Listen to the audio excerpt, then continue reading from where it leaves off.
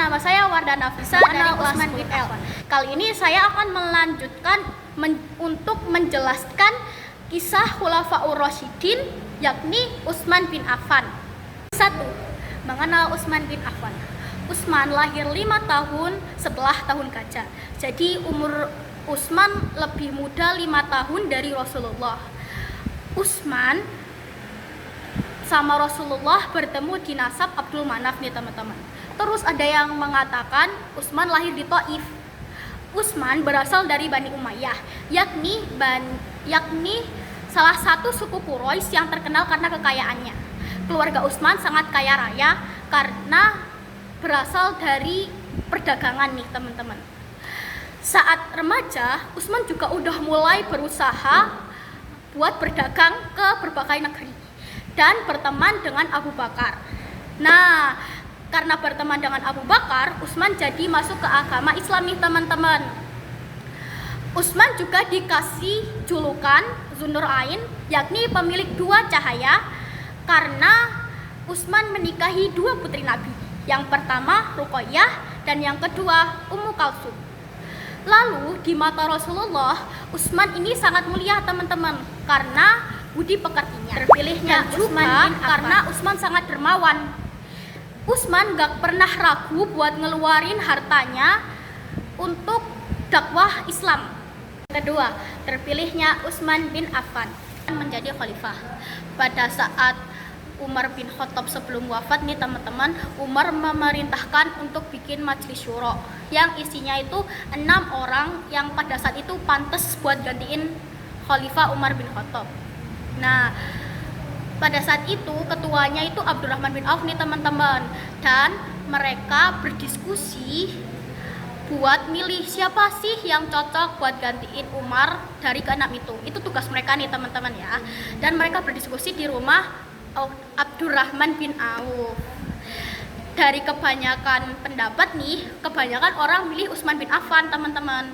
Akhirnya Utsman dibaiat pada usia 70 tahun. Utsman dibaiat pada saat 3 hari setelah Umar bin Khattab wafat teman-teman. Lalu setelah dibaiat, Utsman berkhutbah atau berpidato kepada para masyarakat yang isinya seperti ini. Sesungguhnya kalian berada di tempat sementara dan perjalanan hidup kalian pun hanya untuk menghabiskan umur yang tersisa. Bergegaslah sedapat mungkin pada kebaikan sebelum ajal datang menjemput. Sungguh ajal tidak pernah sungkan datang sembarangan waktu dan keadaan, baik siang maupun malam. Ingatlah, sesungguhnya dunia penuh dengan tipu daya. Jangan kali terpedaya oleh kemilau dunia, dan janganlah kebijakan dan strategi Utsman bin Affan melakukan tipu daya kepada Allah Subhanahu wa Ta'ala. Sesungguhnya Allah tidak pernah lalai dan melalaikan kalian. Yang ketiga, kebijakan dan strategi Utsman bin Affan. Utsman memerintah atau menjadi khalifah selama 12 tahun nih teman-teman. Ada 4 kebijakan Utsman bin Affan saat memerintah. Ayo kita bahas satu-satu. Yang pertama, menyempurnakan kodifikasi Al-Quran dan mempersatukan perbedaan dalam pelafalan membaca Al-Quran. Dari hasil pengumpulannya Abu Bakar yang ditaruh di rumahnya Hafsah binti Umar ini teman-teman gak sempurna. Jadi Utsman mau menyempurnakan pengumpulan itu. Nah, selain itu karena wilayah Islam saat itu udah meluas dan udah kemana-mana, banyak terjadi perselisihan karena perbedaan cara membacanya nih teman-teman. Kan setiap daerah punya tulisan sendiri sama dialeknya sendiri. Nah, ada salah satu sahabat yang fokus sama perhatian karena sama masalah tersebut nih teman-teman, yaitu Hudzaifah bin Yaman.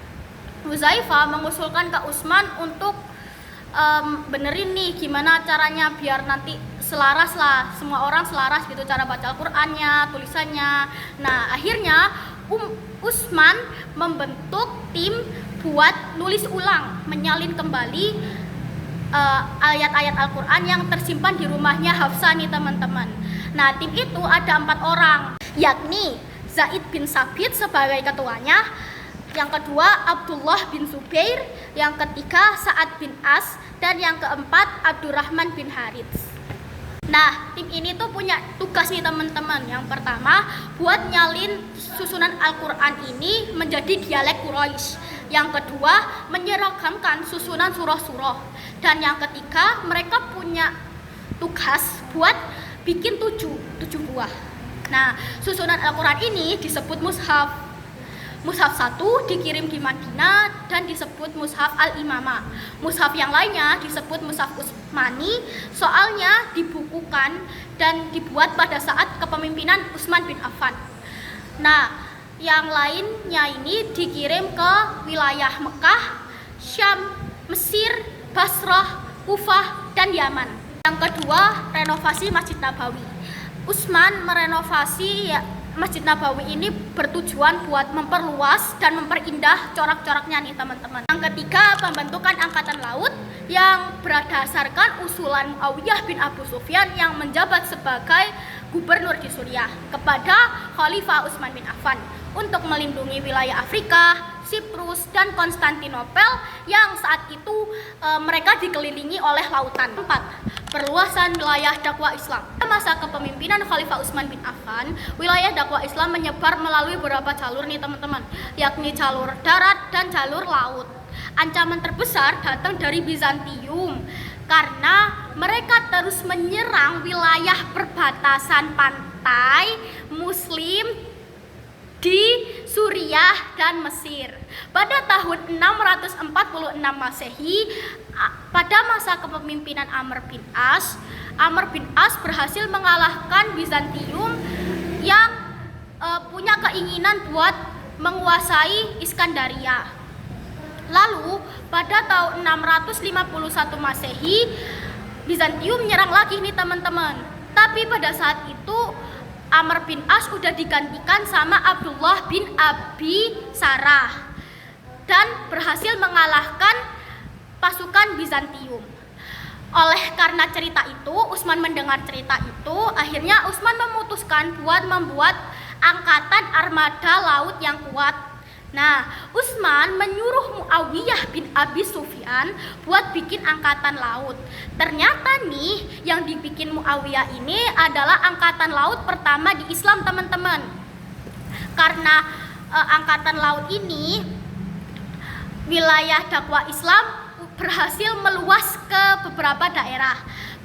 Beberapa panglima perang yang pada saat itu ikut membantu buat meluaskan wilayah dakwah Islam, yakni yang pertama Muawiyah bin Abi Sufyan, yang kedua Abdullah bin Abi Sarah, yang ketiga Umair bin Utsman, yang keempat Abdullah Al-Laitsi, yang kelima Abdullah At-Tamimi, yang keenam Abdullah bin Amir, dan yang ketujuh Sa'id bin As. Yang keempat akhir hayat Utsman bin Affan.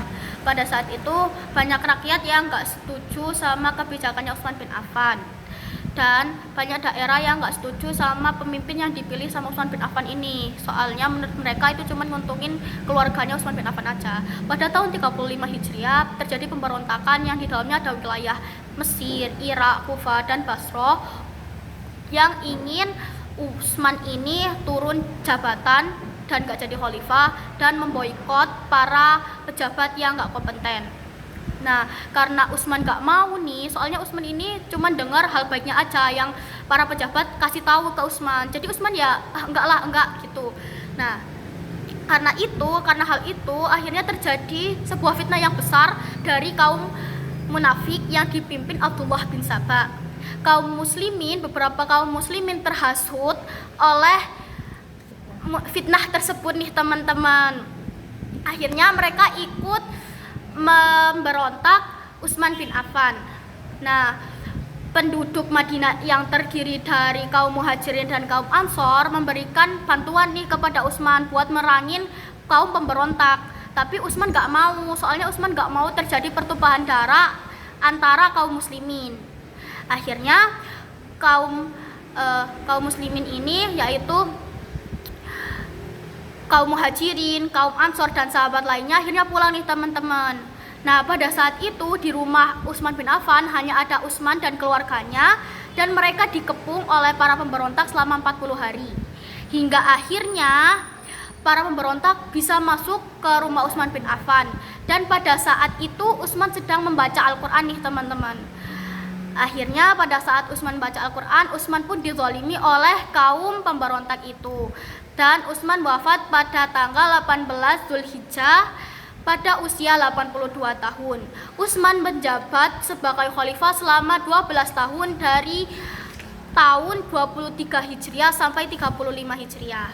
Nah, sekian penjelasan dari saya. Mohon maaf apabila ada salah kata dan perbuatan.